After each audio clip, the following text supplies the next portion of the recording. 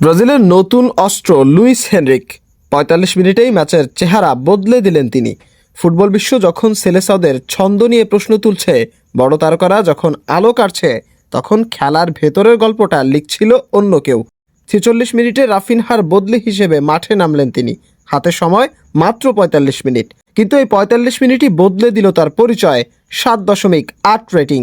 যেখানে অনেক তারকা ৯০ মিনিট খেলেও খেই হারিয়েছে, সেখানে ৪৫ মিনিটেই ম্যাচের গল্প বদলেছেন লুইস হেনরিক। ড্রিবল ৩ বার, সফল ৩বারই।